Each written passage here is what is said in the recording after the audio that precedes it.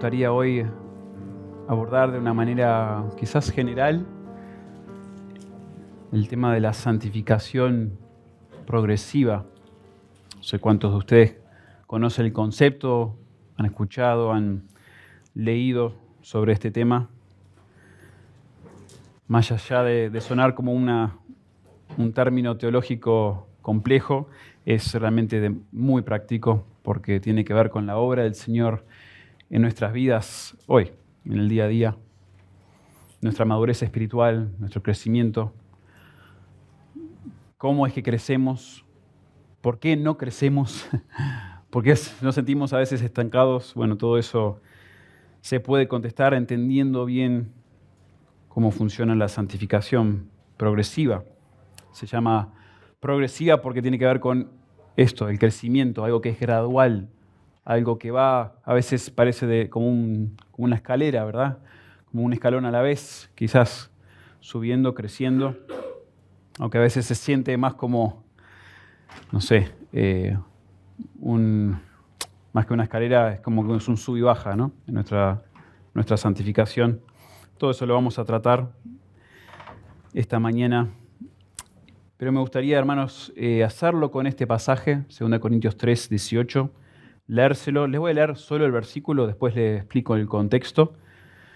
Pero este es uno de los pasajes claves. Cuando se habla del tema de la santificación progresiva, este es uno de los que más se lee, se estudia, se hace una exégesis, palabra grande para decir, se hace un estudio de lo que significa cada frase, digamos, de este versículo. Entonces les leo 2 Corintios 3, versículo 18.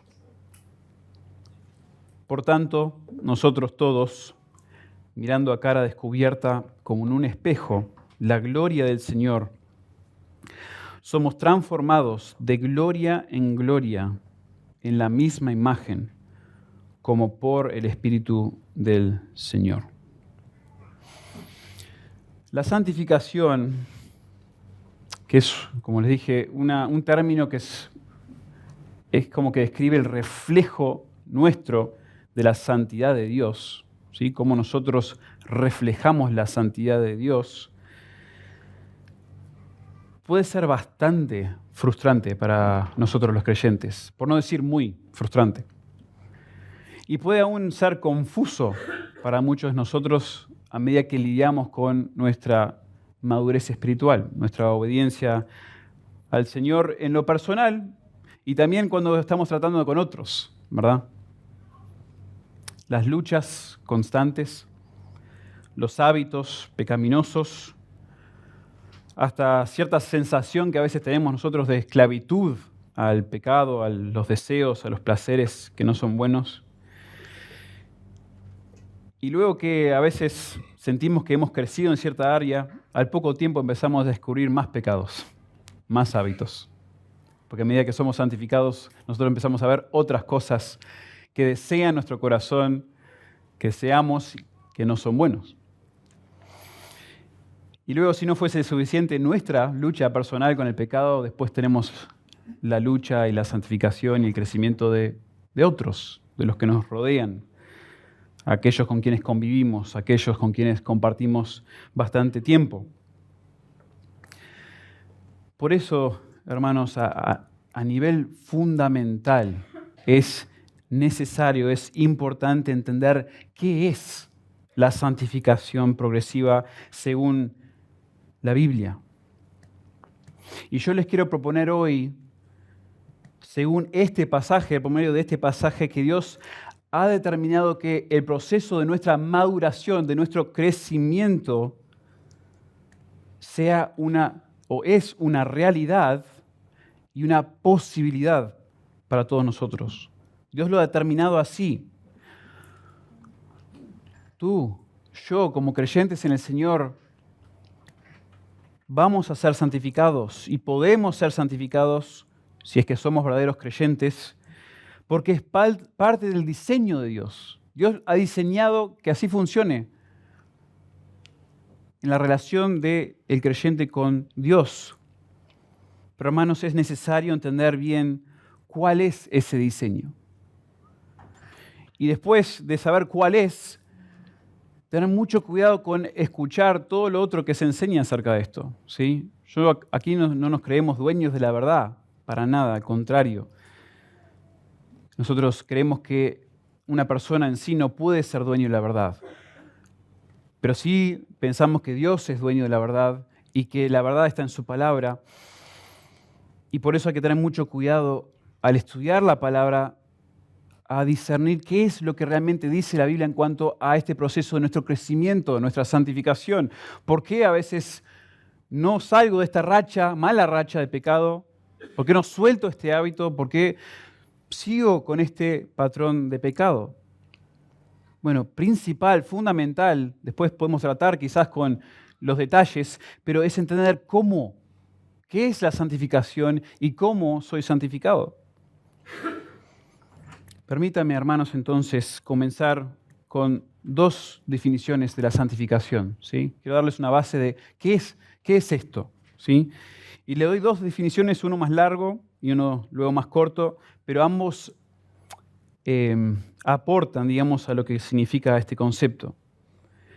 Primero, un autor define la santificación de esta manera, que me gusta mucho.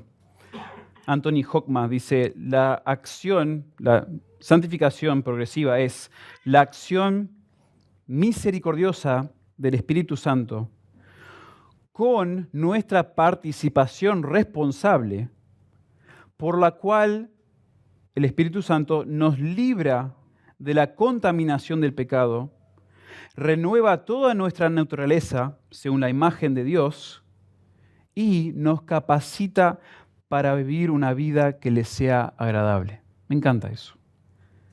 Nos libra de la contaminación del pecado, nos renueva, ¿sí?, según la imagen de Dios y nos capacita para vivir de una manera que podemos ser agradables a Dios. Y luego otro autor, David Naselli, dice que la santificación es la manifestación práctica de la justicia en un creyente, quien es apartado del pecado para Dios y experimenta la liberación del poder y la práctica del pecado. ¿Sí? Esto es obra de Dios, obra del Espíritu en nosotros, que requiere nuestra responsabilidad, que tiene que ver con Dios, habiéndonos ya apartado del pecado, nos sigue apartando del pecado, nos sigue renovando, nos sigue santificando, haciendo parecer más a Él, más a su Hijo Jesucristo, como vamos a ver, y que le podamos agradar, podamos vivir en obediencia, sumisos a Él, agradándole. Y esto hay que entenderlo, hermanos. Yo sé que quizás hasta a algunos les suena, pero sí, creo que era obvio, ¿no? Pero cada vez es menos obvio, aún en círculos evangélicos conservadores como los nuestros, porque hay conceptos a veces raros, místicos, a veces hasta conceptos que se autollaman centrados en el Evangelio, pero que te dicen, no, vos no podés agradar a Dios con nada. Entonces todos tus esfuerzos, como en nuestra justificación, yo no puedo agradar a Dios para mi justificación, mi salvación. Yo no aporto nada para que Dios me salve. Entonces dice, bueno, tampoco aporto nada para que Dios me santifique, me madure en Él. Y eso no es verdad. Eso no lo dice la Biblia. Obvio que Él es el autor, Él es el que nos da las fuerzas, pero la Biblia habla de que nosotros también tenemos que esforzarnos. Vamos a tocar algunos de esos conceptos a medida que exponemos el pasaje. Pero entonces, hermanos, mi deseo por medio de este versículo es exponerles a uno de estos textos claves de la santificación progresiva. Vamos a ver aquí la naturaleza, el autor, los medios, la dinámica, todo esto de la santificación. Y al final, si me permiten y si me da el tiempo, y voy a hacer todo lo posible para que me dé el tiempo, quiero darles, hermanos, un marco teológico, un marco para entender la santidad y cómo nos relacionamos nosotros con la santidad de Dios. Todos aquí, acabamos de cantar varios himnos, sabemos, entendemos, Dios es santo. Él es muy apartado de su creación, porque su creación es creación, fuimos creados, pero aparte de eso, Él no tiene pecado. Él nunca pecó, Él no puede pecar. Apartado completamente del pecado. Bueno, entonces nosotros, ¿cómo hacemos eso? ¿Cómo llegamos a ser santos como Él nos pide ser? Le quiero dar un marco para eso al final del sermón. Vayamos entonces ahora, hermanos, a 2 Corintios 3, versículo 18. Y solo les leí el versículo 18, pero déjenme decirles, Pablo no escribió este versículo en un vacío. No lo escribió solo para darnos acá tenés un poquito de teología sistemática sobre la santificación progresiva, no. 2 Corintios en general es una carta escrita por Pablo para primordialmente defender su propia integridad, su vida, y la integridad de su vida y la sinceridad de su ministerio. Él estaba recibiendo ataques de parte de enemigos, tanto a nivel personal, ¿sí?, en su vida, como a nivel ministerial, como pastor, como misionero, como apóstol. Y cuando nosotros llegamos al capítulo 3, Pablo empieza a desafiar la percepción negativa que están teniendo los corintios de él, de su vida, de su ministerio y también de aquellos que acompañaban a Pablo. Y por eso ahora con un tono medio tenso, medio persuasivo, él empieza a preguntarles, ¿cuánto tiempo estuve con ustedes? Y necesito yo ahora mandarles a ustedes una famosa, como se le llamaba en ese tiempo, una carta de recomendación. Necesito yo darles y enviarles una carta de recomendación para que me acepten. Si ellos mismos, los corintios, eran evidencia de la integridad y la efectividad del ministerio que tenía Pablo. Y Pablo aquí lo que les va a argumentar es que noten la efectividad que está teniendo la palabra, el ministerio que el Señor me ha dado y yo lo estoy transmitiendo por medio de la obra del Espíritu que el Espíritu está haciendo en ustedes mediante el nuevo pacto en Cristo. A mí se me ha dado como apóstol este mensaje del nuevo pacto en Cristo. Yo se lo estoy dando y el Espíritu está haciendo una obra increíble en ustedes. Algo que no se ha visto nunca antes, distinto. Y Pablo continúa el argumento a favor de su ministerio, resaltando de una manera muy interesante, diciendo que su ministerio tiene más gloria que el ministerio del antiguo pacto. O sea, su ministerio, dando el nuevo pacto, demuestra más gloria que el ministerio del antiguo pacto, y eso es claramente evidente. Porque en Cristo, los creyentes ahora bajo el nuevo pacto pueden de alguna manera contemplar distintivamente la gloria del Señor y ser internamente transformados de gloria en gloria mediante el Espíritu del Señor. Capítulo 3, versículos 7 al 18. Entonces el versículo 18, hermanos, es como la conclusión de Pablo en todo este argumento, ¿sí?, donde él está explicando por qué este ministerio del nuevo pacto tiene mayor gloria.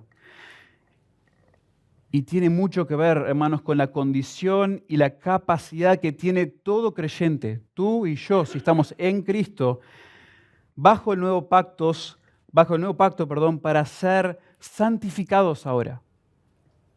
Algo increíble de lo que Dios hizo por medio de Jesucristo es que ahora al ponernos bajo este nuevo pacto es que nosotros, como se va a explicar aquí, tenemos la capacidad. El Señor nos ha transformado internamente a tal punto que podemos entender, intimar con su gloria de tal manera que nosotros mismos somos transformados. La santificación. Y claro, si eso está ocurriendo, dice Pablo, eso es un tremendo aval. No por mí, no porque Pablo quiere exaltarse aquí a los ojos de los corintios, sino para el ministerio. Me están difamando, están tirando ataques en contra de mi persona, mi ministerio, y el aval principal es la realidad de lo que está ocurriendo en sus vidas. Entonces, hermanos, por medio de este texto, este versículo, yo quiero exponerles y también animarles ¿sí? Animarles en cuanto a la realidad y la posibilidad de la santificación de todos nosotros, todos los creyentes. Y considerando el pasaje, me gustaría ahora dividirlo en 5 puntos principales, ¿sí? Todos extraídos del texto. Y vamos a comenzar. Y el primer punto que me parece que es bastante evidente aquí es la novedad de la santificación. La novedad de la santificación. Miren cómo comienza el versículo 18. Por tanto, nosotros todos. Claramente Pablo acá está haciendo como les mencioné, la conclusión. Y usando estas palabras, Pablo aquí establece como un contraste, ¿sí? Él dice y enfatiza a todos nosotros allí porque está haciendo un contraste. Está mirando atrás y viendo que solo algunos fueron desvelados, solo algunos pudieron ver la gloria de Dios como los creyentes pueden ahora, o de una manera similar al menos. Y es en contraste también con aquellos que están completamente velados todavía, ¿sí? En el argumento de Pablo, el nuevo pacto posee y manifiesta mayor gloria. Y gloria es una palabra, hermanos, en este contexto al menos, tiene que ver con la reputación o con el peso, con la sustancia, la densidad de Dios. El peso en una balanza de Dios y de su ministerio en comparación con otros. Bueno, el nuevo pacto posee mayor gloria porque implica una obra de Dios que condiciona y capacita a todo su pueblo de una manera especial y para ser transformados por ella. Noten el versículo 14, para marcar este contraste. Dice, hasta el día de hoy, estas personas, estos judíos, cuando leen el Antiguo Pacto, les queda el mismo velo no descubierto, el cual por Cristo es quitado. Sí, entonces, en contraste con aquellos que todavía tienen el velo puesto sobre sus caras, obviamente de manera metafórica, en contraste, todos los creyentes, todos bajo el nuevo pacto, pueden ver la gloria del Señor. Todos los que se convierten al Señor y son liberados por el Espíritu son desvelados en Cristo. Entonces es contraste con los del antiguo pacto que no, aún al ver las verdades, tienen este velo puesto sobre sus rostros, pero también muchos apuntan de que también es un contraste con Moisés. En los primeros versículos del capítulo 13 resalta a Moisés. Recuerden, Moisés de una manera preciosa se considera para los judíos, noten, porque hasta el día de hoy lo veneran de alguna manera muchos a Moisés. Él quiso conocer tanto a Dios que le pidió en un momento, Dios, revélame tu gloria, quiero conocerte. Y se lo pidió y Dios de alguna manera se lo manifestó, no porque no pudo ver toda su gloria porque moría en ese momento Moisés, pero pudo ver la espalda de Dios y conocer su gloria de manera íntima, de una manera más íntima al menos que los otros santos, que otros en el pueblo de Dios. Pero él fue uno. Fue solo Moisés. Y acá lo que Pablo quiere resaltar es, en contraste, todos nosotros, por medio de esta obra, por medio del nuevo pacto de Dios, podemos ver a cara descubierta. Por eso es novedoso esto. Fue novedoso. La novedad de la santificación es algo que nos beneficia a todos. Todos los creyentes bajo el nuevo pacto estamos siendo transformados por la gloria del Señor. Pauso aquí para mencionar, nuestras iglesias, hermanos, han sido bastante influenciadas por diferentes maneras de pensar en cuanto a este concepto de la santificación. Y hay una teología que se volvió muy popular en su momento, en el siglo XIX especialmente, que se llama la teología Keswick. Y Keswick, aunque se escribe con una W, se lee y se parece Keswick, se dice Keswick, viene de una zona de Inglaterra donde unas iglesias empezaron a enseñar. Al ver a los cristianos frustrados con su vida y con su relación con Dios, dijeron, bueno, todos somos salvos justificados en el momento que creemos en el Señor Jesús, pero nuestra santificación viene más adelante. Viene cuando hemos pasado una crisis de nuestra fe. Entonces hay una separación cronológica, digamos, en esta teología, si la fuéramos a señalar la distinción, donde primero eres salvo y luego, en un momento posterior en tu vida espiritual, ahí llegas a una crisis de consagración, dicen ellos. Un momento en tu vida donde finalmente te das cuenta que sos un desastre, que necesitas al Señor, y ahí es cuando empiezas a ser santificado. Eres consagrado al Señor. Entonces, por eso muchas veces el llamado que quizás algunos de nosotros hemos escuchado, ven, conságrate finalmente al Señor, consagra tu vida. ¿Y saben qué? Textos como este y otros más imposibilitan ese tipo de diferenciación entre el momento de nuestra justificación y el momento de nuestra santificación. Desde el momento que eres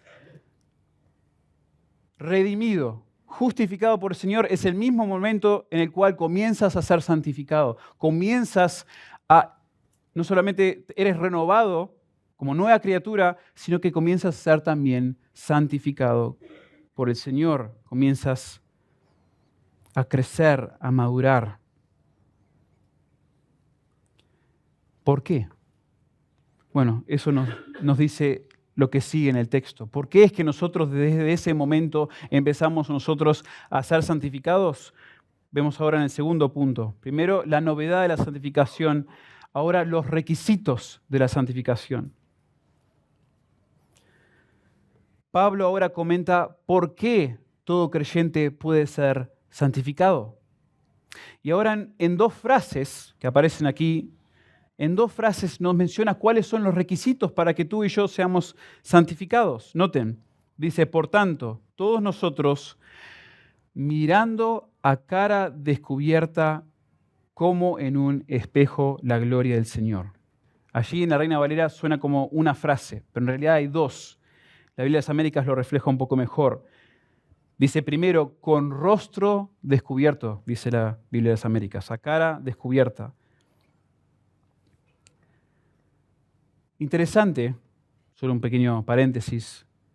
Aquí esta frase, esta primera frase, que describe la manera por la cual nosotros somos santificados, somos transformados, se compone, y permítame un poquito de terminología técnica, se compone de un sustantivo dativo, que eso está apuntando a la manera en la cual nosotros somos transformados, y lo que se llama un participio perfecto pasivo. ¿Por qué es importante esto? Porque está hablando de algo que se nos fue otorgado, ¿sí? Dios nos descubrió. Fuimos descubiertos, nuestras caras, nuestros rostros fueron descubiertos por Dios de tal manera que ahora tenemos nosotros el beneficio de conocer su gloria. En palabras más fáciles, cuando el creyente se convierte al Señor y está en Cristo, ese velo que todos teníamos puestos, todos nosotros teníamos ante el Señor, sus verdades, la hermosura de Él, ese velo le es removido y ahora está en condiciones para ver la gloria del Señor y ser transformado. Entonces el primer requisito, hermanos, es que nosotros fuimos condicionados, se nos dio la condición necesaria, se nos quitó ese velo.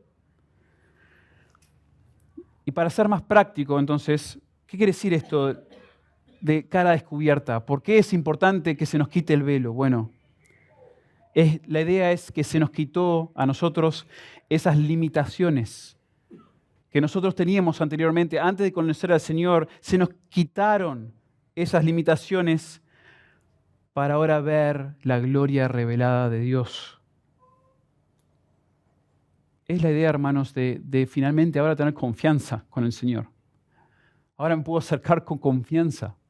Antes tenía el velo y ese velo me impedía a mí poder acercarme y poder ver y disfrutar de Dios y de su gloria majestuosa, yo no podía acercarme, tenía ese velo, se quitó. Y ahora con confianza, porque se me ha dado esa libertad, me acerco al Señor. Noten cómo los 2 versículos antes del 18 refleja esto. Pero cuando se conviertan al Señor, dice el 16, el velo se quitará, porque el Señor es el Espíritu, y donde está el Espíritu del Señor, allí hay libertad. Finalmente hay libertad. Antes esclavos, antes limitados, ahora hay libertad. Concepto parecido en Hebreos 10, 19 al 23. Así que, hermanos, teniendo libertad para entrar en el lugar santísimo por la sangre de Jesucristo, versículo 22, acerquémonos con corazón sincero, en plena certidumbre de fe. ¿Cómo es posible que yo me pueda acercar y conocer la gloria de ese Dios santo que vio Isaías de alguna manera y no quería tornar la vista, quería, que se haga todo lo necesario porque él se daba cuenta de que él no podía acercarse, él no podía mirar, él no tenía, pero nada para decir yo tengo razón y permiso para ver a Dios. ¿Cómo hago yo para conocer, acercarme, tener confianza con este Dios? Es que Dios hace algo en ti. Dios ha tocado tu corazón, vamos a ver en un momento, y te ha dado de su santidad. Y ahora tenés confianza, libertad. Esta cercanía a Dios es la condición delante de Dios que nos permite, hermanos, ser transformados. El primer requisito según el pasaje. Pero noten que no solamente es el requisito de la condición en la que estamos, sino noten segundo, la capacidad especial que necesitamos y que se nos ha dado. Esa segunda frase, dice la Reina Valera, mirando como en un espejo la gloria del Señor. La Biblia de las Américas dice contemplando como en un espejo. Esa obra inicial que Dios hizo en nosotros cuando nos salva, nos capacitó para poder ser ahora expuestos de esta manera especial a la gloria del Señor. Entonces noten los requisitos. Cada creyente es dado la condición sin velo y ahora con una capacidad para ver y entender la gloria del Señor de una manera que lo beneficia enormemente. Esto es increíble, hermanos. Cuando nos convertimos al Señor, Él nos quita el velo y nos volvemos capaces de contemplar, dice el texto, la gloria del Señor. Dios, como dice en 2 Corintios 4, el siguiente capítulo, unos versículos más adelante, Dios resplandece en nuestro corazón. ¿Sí? Versículo 6, noten, porque Dios, que mandó que de las tinieblas resplandeciese la luz, es el que resplandeció en nuestros corazones para la iluminación del conocimiento de la gloria de Dios en la faz de Jesucristo. Se nos otorga, hermanos, ante la salvación de nuestras vidas, en la conversión, se nos otorga la condición, se nos quita el velo y se nos da la capacidad ahora de poder ver, de poder contemplar la gloria del Señor de una manera íntima que te transforma, te moldea, te madura. Eso lo vamos a desarrollar en un momento, esa transformación.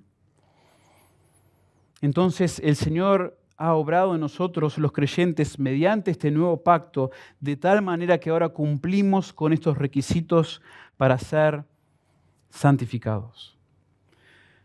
Y aquí también déjeme hacer una pausa, paréntesis, y explicar brevemente, hermanos, lo que es esta contemplación.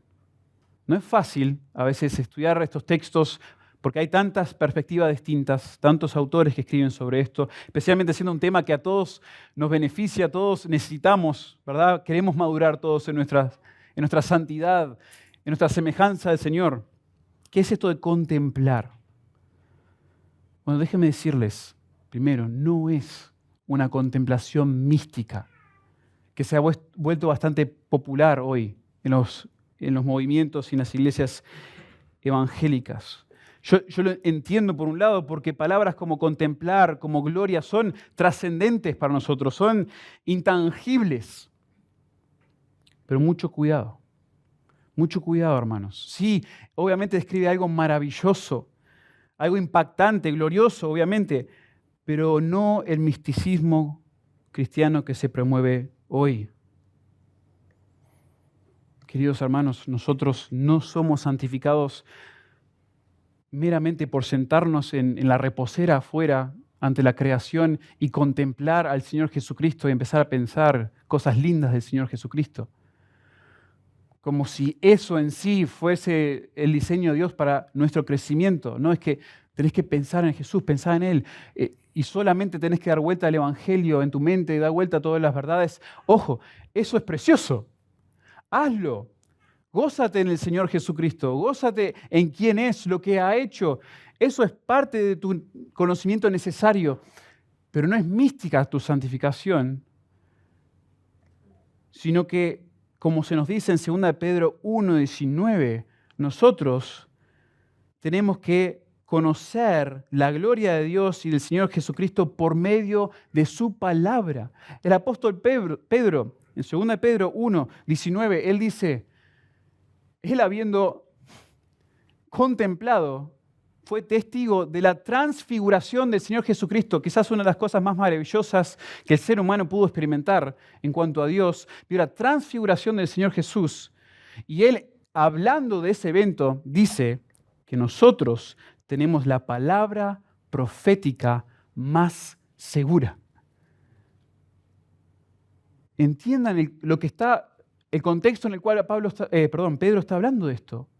Él vio todo eso y no dice, bueno, yo paso de los días contemplando lo que vi en el monte, allí, en la transfiguración del Señor Jesús. No, él dice, nosotros tenemos la palabra profética aún más segura, lo que se nos ha revelado en la Biblia, en la palabra. Llegamos a contemplar su gloria como un espejo, dice el texto, en un sentido metafórico, donde visualizamos su gloria de manera indirecta. ¿Sí? Eso quiere decir como un espejo. Y es mi interpretación o mi manera de entender, quizás está hablando justamente de lo que Pedro menciona, es por medio de la palabra, lo que se describe de él en las Escrituras. Entonces el texto, el apóstol Pablo, resaltando la realidad, la posibilidad de nuestra santificación, nos da primero la novedad de la santificación y luego los requisitos, con los cuales nosotros, hermanos, ya cumplimos, ¿sí? Ya cumplimos con estos requisitos si estamos en Cristo. Podemos nosotros, es una realidad. No es un texto que te dice contempla, te dice ya se nos dio la condición y la capacidad de poder contemplar a Cristo y su gloria de esta manera. Y ahora el texto nos habla de la transformación de la santificación, ¿sí? La novedad, los requisitos y ahora la transformación. Noten cómo continúa el pasaje y esto, digamos, es como el predicado, ¿sí? Para aquellos que les gusta la literatura, les gusta escribir, ¿sí? Es como que se nos viene preparando para ahora decir esto.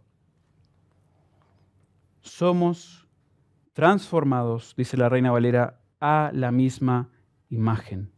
O como dice la Biblia de las Américas, estamos siendo transformados en la misma imagen.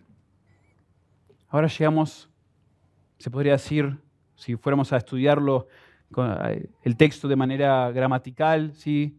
Con todo su sintaxis, llegamos a la esencia de lo que Pablo quiere comunicar. Nos ha hablado de quiénes pueden ser santificados, nos ha hablado de la manera, el medio por el cual somos santificados y ahora mediante este predicado de la oración nos revela dos verdades en cuanto a la naturaleza de la santificación. ¿Cómo es que funciona esta transformación en nuestra santificación.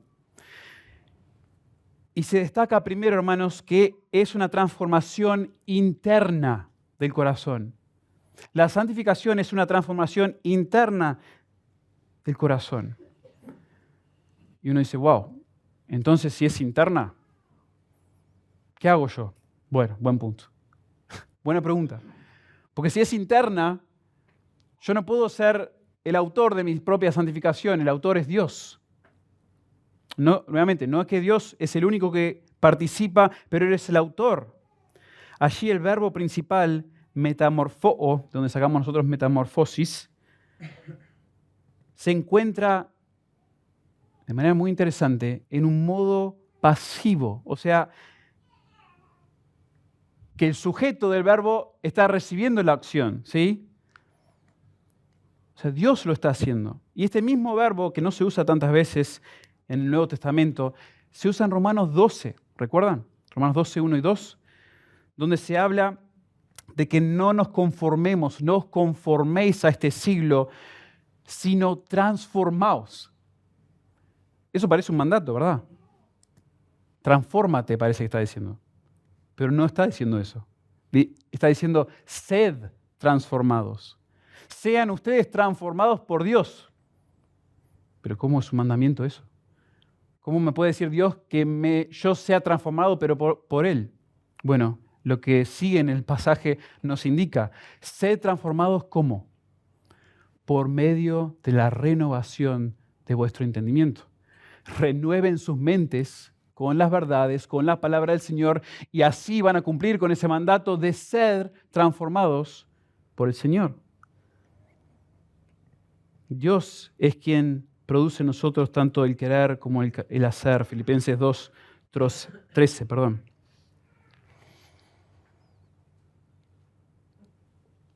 Y entonces, hermanos, la obra de Dios en nosotros es primeramente un cambio no externo, ¿sí? Cuidado con solo ver, visualizar en tu vida y prestarle solo atención a lo externo. Es que soy muy áspero, soy calentilla, ¿sí? Soy mentiroso, mis ojos se me van para acá, para allá, etc. Está bien, eso es lo externo. Quizás que se puede ver como con nuestros hijos, cosas externas, su desobediencia externa. Pero la transformación a la cual nos llama el Señor es primeramente interna, del corazón. A mí me parece muy interesante en el contexto del Antiguo Testamento, donde se va constantemente para hablar de leyes, ¿no? Cumple con esta ley, esta ley, esta ley, esta ley, bum, bum, bum. Hay miles, cientos de leyes en el Antiguo Testamento. Se ve muy claro, a medida que vamos leyendo en el Antiguo Testamento, que Israel, el pueblo de Dios, no puede cumplir con esas leyes. ¿Y cuál es la solución? El Señor les promete el nuevo pacto. Él dice, miren hacia adelante, y yo les voy a dar, mediante el nuevo pacto, que justamente Pablo es lo que está enfatizando aquí para defender su propio ministerio, su propia vida, sería una transformación interna del corazón que ellos recibirían. Noten, serían circuncidados de corazón, ¿sí? Metafóricamente. Recibirían un corazón de carne en vez de piedra. Y tendrían, dice Jeremías 31, la ley escrita sobre sus corazones. Todo interno. Todo dentro de ellos. No solamente un cambio que Dios arreglaría por fuera, che, te portaste mal, no. Algo interno. Pablo en Efesios 3:16 ora que los santos sean fortalecidos con poder en el hombre interior por su espíritu. Entonces, hermanos, cuando Dios nos convierte a nosotros, lo hace para, entre otras cosas, producir en nosotros un cambio interior. Y les digo por experiencia y les digo por la experiencia de toda la humanidad, vamos a vivir una vida cristiana muy frustrada si pensamos que nuestra responsabilidad es modificar nuestra conducta externa o la conducta externa de otros. El diseño de Dios para el cambio, para la santificación, es una transformación, hermanos, no solamente de tu comportamiento, sino primeramente de tus deseos, de tus afectos, que luego impacta así tu comportamiento externo.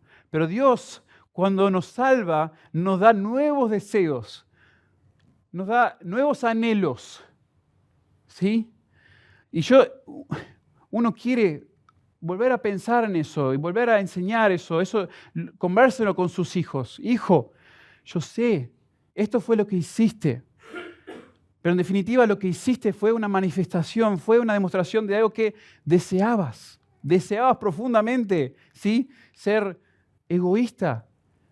Deseabas que se te cumpla este placer, este deseo, y como no se te dio, por eso le pegaste a tu hermana, por eso hablaste mal, por eso fuiste irrespetuoso, porque deseas. ¿Sabes qué, hijo? Amas tu pecado. Papá a veces ama su pecado. Y antes vivía amando mi pecado como tú ahora amas tu pecado. Necesitas que Dios cambie tu corazón. Tu problema es que amas tu pecado. Y lo que necesitas es que Dios te salve para que ahora empieces a amar y tener otros deseos, otros anhelos. Y finalmente en realidad quieras. Ahora papá te requiere que te comportes así porque quiero marcarte el estándar, pero el día de mañana vas a seguir dándote cuenta que no logras cumplir con eso. No logras cumplir con el estándar de Dios y vas a rogarle a Dios, Dios, dame un corazón nuevo. Perdóname mis pecados y cambia mi corazón para que ahora sí pueda amarte, obedecerte.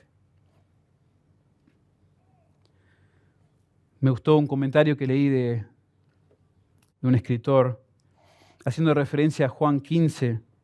Dijo que nuestra santificación no se trata de tomar el fruto y engramparlo a la rama del árbol. Sería ridículo, imagínense. Tomar las moras y tomar las frutillas o tomar lo que sea y empezar a engrampar a la planta. Eso no va. Más bien, nuestra santificación es arraigar la rama en la vid para que ahora produzca el fruto en virtud de una unión vital interna del creyente con el Señor Jesús. Así es como se produce cambio. Que nuestras vidas sean transformadas, nuestra vida que es una rama arraigada al Señor y se produzca fruto, que pase esa savia de la vida que el Señor da. Hay un escritor que es hermoso en cuanto a este tema de la santificación, quizás muchos ya conozcan. Si no han leído, se los recomiendo. J.C. Ryle tiene un libro sobre la santidad. Y él dice lo siguiente, dice, la santificación no consiste en llevar a cabo algún acto correcto de forma ocasional, sino es la obra cotidiana de un nuevo principio celestial en el interior que se refleja en la conducta diaria de una persona, tanto en las cosas grandes como en las pequeñas. Y luego ilustra así. No es como una bomba de agua que solo extrae agua cuando se ejerce presión sobre ella, sino como una fuente perpetua de la que brota un manantial perpetuo de forma natural y espontánea. La persona a quien genuinamente Dios ha convertido, ha transformado, ha hecho su obra por medio del Evangelio en su vida, no es... Obviamente hay que exhortarle a veces, hay que animarle, hay que ayudarle en su santificación, pero no es que se trata toda la vida de estar ahí, hace esto, hace esto, hace esto. No es solamente cuando hay presión, sino que brota, por lo que Dios ha hecho, empieza a brotar ese deseo de agradar al Señor. Sus anhelos, sus deseos han sido cambiados, han sido transformados. Ahora sí desea lo bueno, ahora sí desea lo de Dios, lo que es piadoso, lo que es justo. Eso en cuanto a la transformación en el aspecto interno. Pero luego noten en el texto ahora, también nos habla de la transformación de la santificación, pero apuntándonos a la meta de esta transformación, ¿sí? La transformación de la santificación es, además de interna, es a la imagen de Cristo. Dice, somos transformados de gloria en gloria en la misma imagen. Me parece curioso que en este texto, recuerden que le dije que el verbo principal es pasivo, ¿sí? Entonces es un acto que se le hace a el sustantivo. Y generalmente no lleva lo que se llama un objeto directo, ¿sí? Generalmente cuando un verbo es pasivo, es como que ya el que recibe esa acción ya está indicada. Acá también hay un objeto directo, porque se quiere enfatizar que esta santificación no es aleatoria, no es al azar, que yo tengo que ser santificado, transformado, madurado según mi estándar, tu estándar, un estándar que es relativo. No, es a la misma imagen, todos siendo santificados a una misma imagen.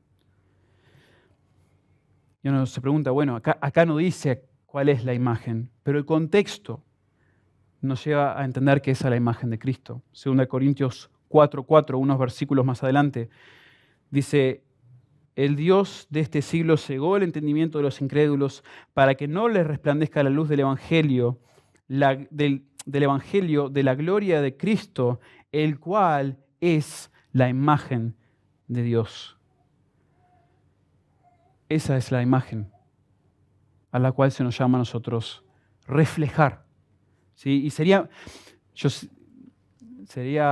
como decimos acá, un salame, si no tomo un tiempo corto acá para demostrarle, hermanos, cómo este concepto de la imagen se nos presenta en la historia de la Biblia, en la historia de la redención, algo que se llama a veces la teología bíblica, y se lo hago en modo resumen. Recuerden, Dios en la creación crea al hombre y la mujer a la imagen de Dios, a la imagen de sí mismo, ¿verdad? Génesis capítulo 1. El hombre y la mujer pecan y, nos dice la Biblia, estropean. No es que se deshace, ni que ya no existe la imagen de Dios en el hombre, pero estropean la imagen de Dios en el hombre por su pecado. Bueno, después, desde ese capítulo, digamos, capítulo 3 de Génesis en adelante, hasta llegar al Nuevo Testamento, es casi como una y otra vez, Dios está cumpliendo su plan, pero una y otra vez vemos ningún hombre, ningún rey, ningún profeta, ningún juez, etcétera, etcétera, cumple con ese estándar que Dios tiene. Ninguno. Todos fallan. Algunos prometen mucho, pero todos fallan. Pero llega Cristo. Y cuando Cristo se encarna y Él es Dios hecho hombre, Él es, Colosenses 1:15, la imagen perfecta de Dios invisible. Y por medio de Él, ahora el creyente se le llama, al creyente en Cristo, es predestinado para ser conforme a la imagen del Hijo, Romanos 8:29. El creyente en nuestro texto es transformado continuamente según la imagen de Cristo, 2 Corintios 3:18. Nosotros en la iglesia, noten esto, en la iglesia nosotros nos servimos mutuamente hasta que Cristo sea formado en nosotros o en vosotros, como dice Gálatas 4:19, y todo esto esperando el día en que finalmente todos seamos semejantes a Él, a su imagen, porque le veremos tal como Él es. 1 Juan 3:2. Noten cómo esto funciona en este gran plan de Dios. Creados para reflejar su imagen, somos hechos a su imagen, se estropea obviamente por nuestro pecado y luego viene Cristo, imagen perfecta de Dios, y por medio de Cristo nosotros empezamos a ser conformados más y más semejantes a su imagen hasta el día que finalmente estemos en gloria y seamos como Él. Está muy claro en la Biblia, hermanos, cuál es la trayectoria, cuál es el fin de la trayectoria de nuestra santificación. Un comentarista de 2 Corintios dice: la caída empañó esa imagen y esa gloria, pero no de forma irreparable. Ahora está siendo restaurada y esta transformación se lleva a cabo por medio de Cristo como la imagen en la que deben crecer los creyentes.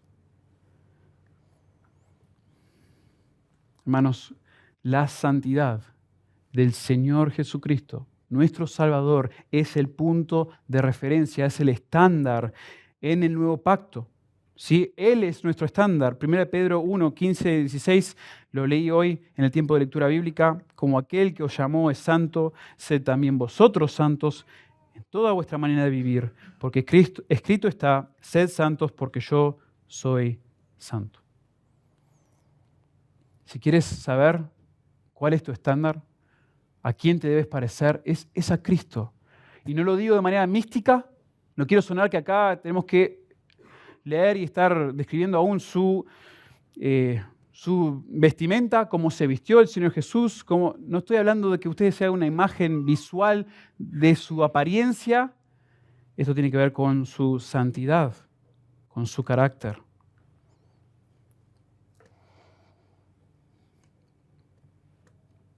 Y algo interesante que ocurre ahora en el texto, luego de darnos la novedad de la santificación, los requisitos y también la transformación de la santificación, ahora se nos hace una mención de la progresión de la santificación. Y esto es por qué este texto se habla o se menciona en esta doctrina de la santificación progresiva.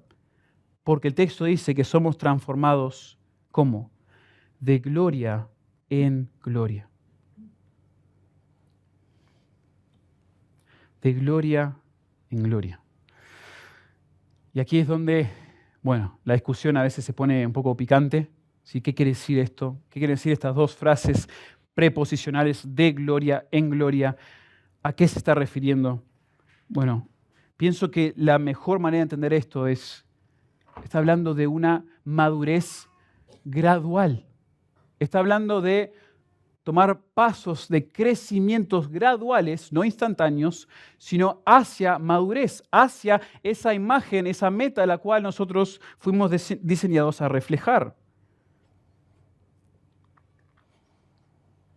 La gloria a la que nosotros somos expuestos al estar en Cristo, al conocer la persona de Cristo, las palabras de Cristo, la gloria de Dios en general que refleja a Cristo, comienza a transformarnos según esa gloria. Pero hermanos, no de manera instantánea o inmediata, sino progresivamente. Y dice, ¿cómo evaluamos eso? ¿Cómo? Porque es frustrante a veces. Y a veces miramos la vida de personas, sí, que quizás por un buen tiempo han estado alejados del Señor, que estuvieron en la iglesia por muchos años y uno dice, ¿serán creyentes, no serán creyentes? No sé, ¿hay fruto, no hay fruto? Bueno, mirando este texto, lo mínimo que deberíamos ver o decir es que las palabras aquí de ser transformados de gloria en gloria, por lo menos a nivel panorámico, se va a percibir, ¿sí?, en la persona que es un verdadero creyente un proceso creciente en su vida. ¿Sí? En esa trayectoria de su vida debe haber un proceso creciente en su madurez. Aunque el crecimiento es a veces imperceptible y quizás medio discontinuo, como les dije hoy, no siempre así, en línea recta como la gráfica para arriba, sino que a veces un sub y baja, ¿sí? Se debe ver, por lo menos que eventualmente, sí de manera discontinua, pero debe haber un crecimiento, debe haber una trayectoria hacia la madurez y el crecimiento espiritual. Varios textos, hermanos, reflejan este concepto de que nosotros se nos va renovando, vamos creciendo, vamos madurando. Y acá, hermanos, también vale la pena frenar y pensar un poco en las implicaciones. Porque si hay, como les mencioné, si hay algo que es muy práctico en cuanto a la santificación progresiva, es entender este concepto de que es discontinuo. Hay frustraciones. Al decir que es de gloria en gloria, implica que ese cambio, para que lleguemos a ser como Cristo, se hace de a poco, no instantáneamente, no mágicamente, ¿sí?, buscando una experiencia, como hacíamos muchos nosotros, quizás como jóvenes o no tan jóvenes, que íbamos al campamento, ¿sí?, de la iglesia esperando que finalmente se prenda esa fogata o haya ese momento donde yo me voy a consagrar al Señor, voy a hacer algo, ¿sí?, u otro evento en mi vida espiritual, que algo suceda y ahí, ¡paf!, de ese momento adelante ya soy otro. Ya mi relación con el Señor, ya mi vida espiritual es otra. No se menciona de esa manera en las Escrituras. Y esta realidad, hermanos, de que es un proceso, que es gradual, nos cuesta. Y puede resultar en mucha frustración, mucha confusión, ¿sí? Es como difícil no compararlo con el intentar adelgazar, ¿verdad? Perder un poquito de peso. No, yo nunca he podido adelgazar en una línea continua de, no sé, de 0 kilos a 10 kilos sin que quizás haya en ese tramo, digamos, algunos sub y bajas. No hay fórmulas mágicas para nuestra santificación. Al decir que es progresiva, que es gradual, implica que es, al menos por ahora, hermanos, imperfecta. Y que requiere trabajo, requiere perseverancia de parte nuestra. Esto es muy importante, hermanos, por favor, escuchen, entiendan, a nivel personal. Si nosotros vivimos vidas, especialmente como incrédulos, pero aún como creyentes, algunos de nosotros, donde fuimos formando hábitos de pecado, no van a desaparecer de un día para otro, ¿sí? Al menos no siempre. En algunas cosas, obviamente, vemos que el Señor es que nos cayó la ficha, como decimos, y empezamos a rechazar eso desde el momento, pero hay otras cosas que nos cuestan más. Y si no hay cosas así ahora, van a ver. Porque a medida que el Señor te va santificando, más pecado va saliendo a la luz. Más de esas justificaciones y manera que vos minimizás el pecado en tu corazón va saliendo a la luz, gracias a Dios, porque no está conformando a su Hijo. Pero esos hábitos no van a desaparecer así nomás. Necesitas seguir luchando, examinándote, necesitas seguir humillándote ante el Señor. No tires la toalla. Como hemos mencionado aquí varias veces, y nos encanta repetir, el pastor Henry decía, debes exponerte a ese goteo continuo de la palabra. Sigue exponiéndote a la palabra. No estés buscando que en un momento para otro Dios como que te dé un cachetazo y de ahí en adelante ya sos otro. Ese goteo, venir, estar bajo la palabra, conectarte con otros hermanos y animarse, y la exhortación y ese goteo de la palabra sobre tu vida va a ir haciendo una obra progresiva en tu vida. Y quizás muchos de ustedes ya lo han entendido a nivel personal, o lo van entendiendo, pero yo creo que a veces esto es hasta aún más difícil practicar a nivel horizontal, con los demás.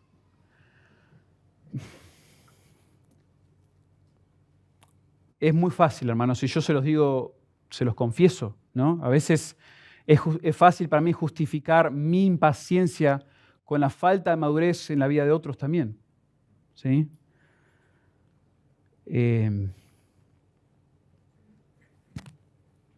La inmadurez de otros. Quizás ves un patrón, ves algo en sus vidas y les recomiendas o le aconsejas, ten cuidado con esto, no te expongas de esta manera, no hagas esto o aquello, y al momento que ellos no escuchan nuestro consejo, no aprecian nuestras palabras, es como que, ¡pum!, pasaste de este lugar precioso en mi corazón a otro lugar muy oscuro, ahí en la planta del pie.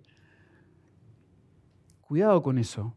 Si la santificación, si la madurez espiritual es progresiva, gradual, busca al Señor para tener paciencia con los demás, para amarles, no abandonarles. Si no tomes el pecado de otro tan personalmente cuando te ofende, cuando ignora tu consejo, no lo abandones y por favor, no te creas mejor que esa persona. Esto es muy fácil, hermanos. Como que cómo no se da cuenta.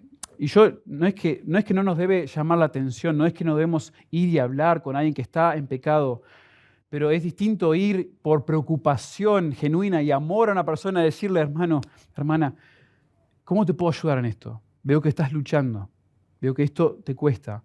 Es diferente ese corazón que yo ya le di consejo y, bueno, que vaya con otro, que lo atienda a otro. Ya estoy al límite. No me quiso escuchar, bueno.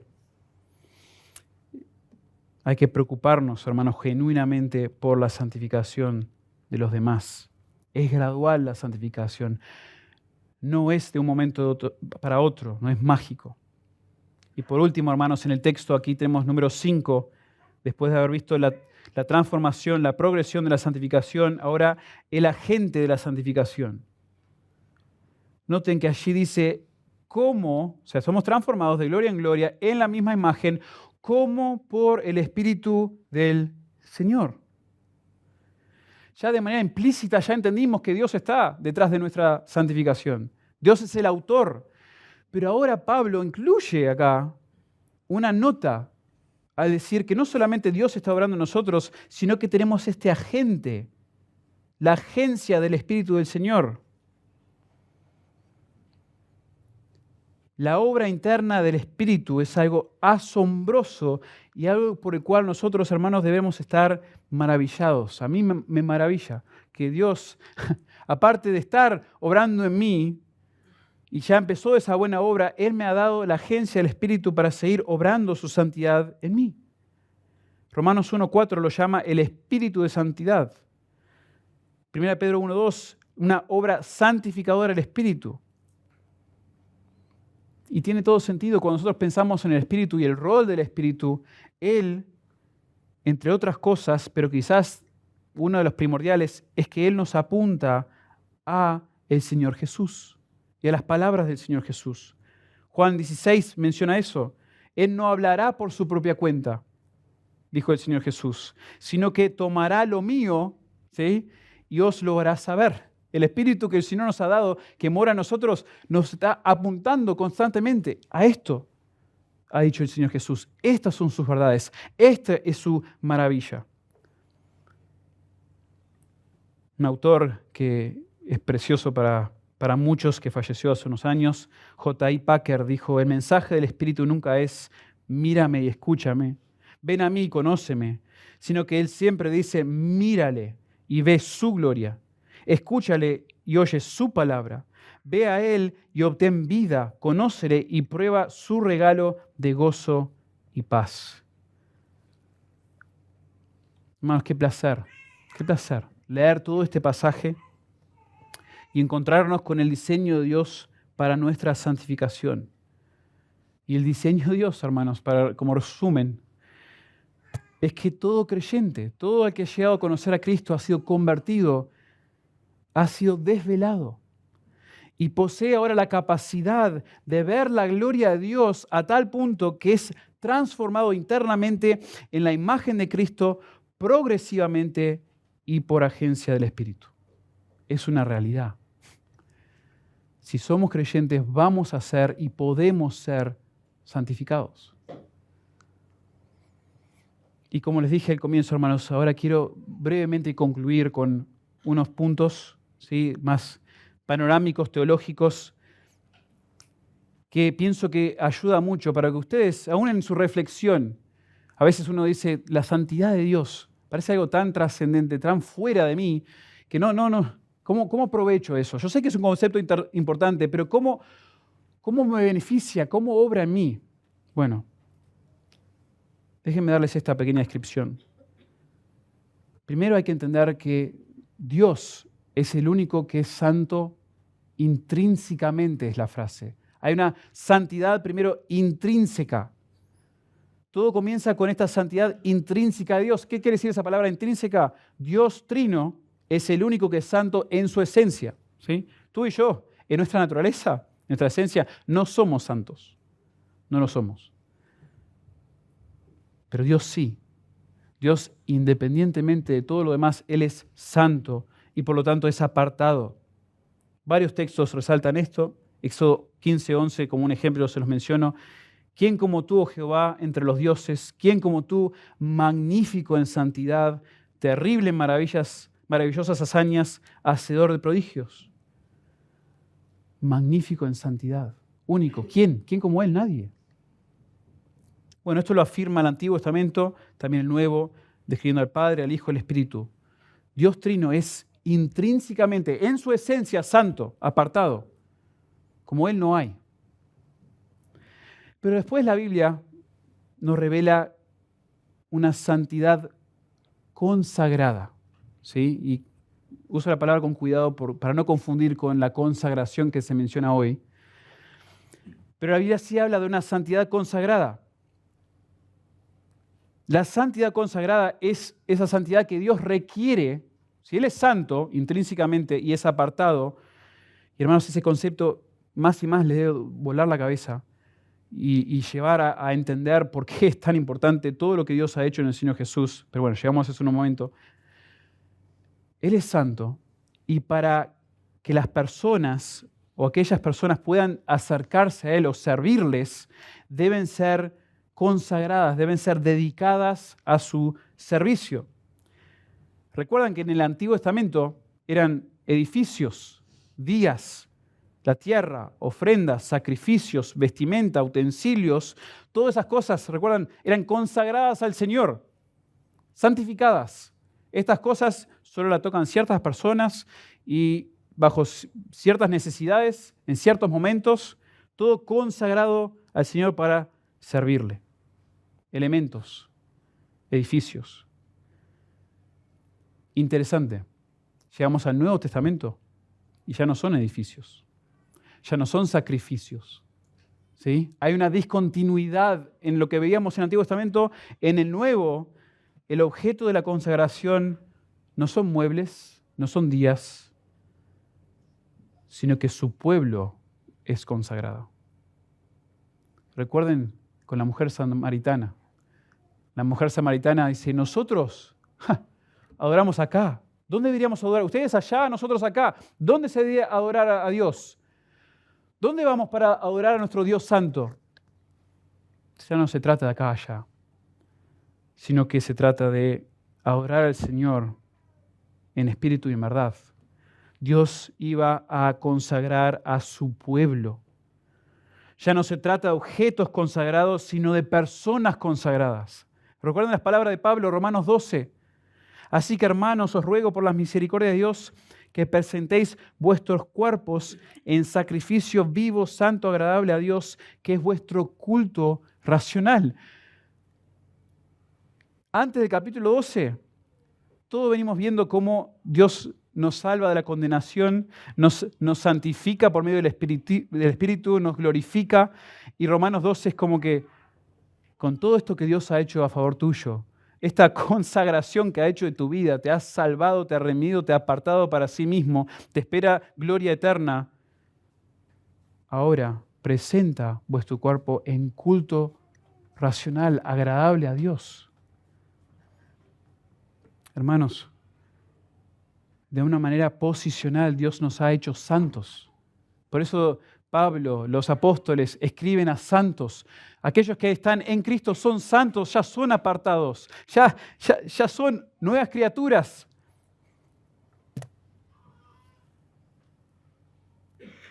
A mí me impacta como Pablo en 1 Corintios 6 les escribe a los corintios y le dice, ¿no sabéis que los injustos no heredarán el reino de Dios? No erréis, ni los fornicarios, ni los idólatras, ni los adúlteros, ni los afeminados, ni los que se echan con varones. Claro, Pablo está hablando de una congregación media inmadura que estaba jugando con el pecado y le está advirtiendo, ni los ladrones, ni los avaros, ni los borrachos, ni los maldicientes, ni los estafadores heredarán el reino de Dios. Y les dice, y esto erais algunos, mas ya habéis sido lavados, ya habéis sido santificados, ya habéis sido justificados en el nombre del Señor Jesús y por el Espíritu de nuestro Dios. Pablo, hablándole a los corintios inmaduros, mundanos, no duda en describirlos aún a ellos como aquellos que han sido lavados, santificados y justificados. Si estás en Cristo, Dios te ha consagrado ya. Dios te ha apartado para sí mismo. Entonces ya, aunque se estropeó esa imagen de Dios en ti mediante el pecado que hay en ti aún permanece, pero cuando te salva, Dios te consagra a sí mismo, te hace santo ante sí. Y esto es muy pertinente con lo que acabamos de estudiar, hermanos. Todos somos posicionalmente consagrados al Señor. No es una segunda etapa de tu vida cristiana, es la etapa inicial y continua. Por favor, no caigamos en el error de hablar de cristianos carnales y cristianos maduros. Y empezar a decirle, no, es que él se comporta así o yo me comporto así porque soy un cristiano carnal. No existe la categoría de un cristiano carnal en la Biblia, no existe.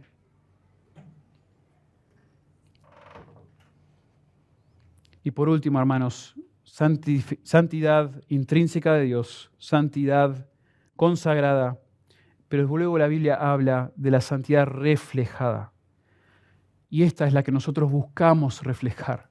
Esta es la que nosotros activamente buscamos, ¿sí?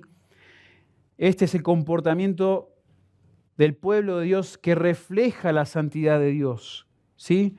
Aún en el Antiguo Testamento Dios se les reveló como santo y los llamó a ser santos. Levítico 20, 7 y 8. Santificaos pues y sed santos porque yo Jehová soy vuestro Dios y guardad mis estatutos y ponedlos por obras, yo Jehová que os santifico. Y en el Nuevo Testamento vemos algo muy similar. Nosotros fuimos consagrados por Dios y para Dios, santificados posicionalmente, se habla en la teología, pero luego también para ahora reflejar su santidad en nuestra vida, la santificación progresiva. La santificación progresiva, entonces, hermanos, es esto de reflejar. Queremos reflejar cada vez más esa santidad de Dios. ¿Sí? Dios es santo, Dios es apartado, Dios no juega con el pecado. Yo no debería tampoco, porque yo soy llamado a reflejar su santidad. Y hermanos, eso sí requiere nuestro esfuerzo. Esforcémonos.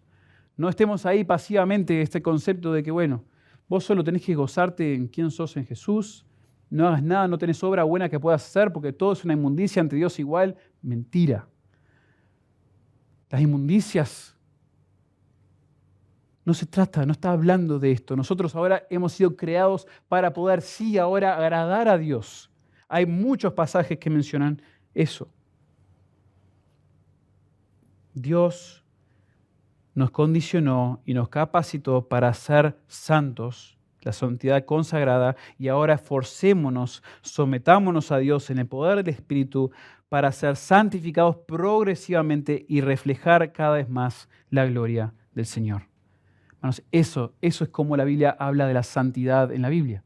¿Sí? En las Escrituras, perdón, así se describe. Concluyo solo diciendo esto para aquellos que no, quizás saben o han entendido este concepto a nivel personal, no han experimentado la salvación inicial que permite esto. Quizás esto ha servido para, nuevamente, resaltar el estándar de Dios. Dios es santo, puro, cero pecado. Y quizás no lo entiendas de todo ahora, pero eso quiere decir que no tenés chance con Dios. No teníamos ninguno de nosotros chance con Dios y está bien, porque al ser tan santo el pecado corrompe. Y Dios no puede ser corrompido, no puede ser Él de alguna manera desfigurado por el pecado. Y debido a tu naturaleza pecaminosa, no cumples con el estándar de Dios. Santiago 2:10 dice, porque cualquiera que guarde o guardare toda la ley, pero ofendiere en un punto, se hace culpable de todos. Santiago 2:10. Pero Jesús es Dios, hermanos. Y Jesús es Dios encarnado. Él es la imagen perfecta de Dios y reflejó esa imagen perfectamente sobre esta tierra para que su santidad y justicia pueda ser tuya mediante su muerte sustitutoria en la cruz. Si confías, si crees que Jesús es Dios, confías que su muerte fue suficiente para perdonar tus pecados y le ruegas a Dios por misericordia para salvar a este pecador arrepentido, ahí te santificará. te santificará para Dios y luego te santificará y te santificará y te seguirá santificando de gloria en gloria hasta el día que seas como Él en gloria eterna. Eso, hermanos, es el mensaje del Evangelio. Así es como nosotros llegamos a ser salvos por medio de Cristo, nuestro sacrificio santo y confianza en Él. Vamos a orar. Padre, gracias por tu palabra. Gracias, Padre, por este entendimiento que nos da la Biblia sobre tu santidad, sobre la santificación en general. Señor, hay tantos conceptos preciosos, necesarios para nosotros entender, comprender. Muchas veces nos encontramos frustrados, Padre, con nuestro propio crecimiento, nuestra propia madurez. Y Señor, tu palabra es muy clara. Nosotros necesitamos seguir aprendiendo los fundamentos, los detalles sobre esto, pero Padre, sabemos que el problema principal no es nuestra capacidad de entender cosas, por lo general, sino es nuestra capacidad o nuestro deseo genuino de someternos, de buscarte de la manera que tú nos llamas a buscarte. Pero nos gloriamos, Señor, de que nos has dado todo para poder ser santificados. Nos has condicionado, capacitado, nos has puesto el estándar, nos has dado el Espíritu, Señor, ¿qué más? ¿Qué más nos has dado, Señor? Nos has dado todo.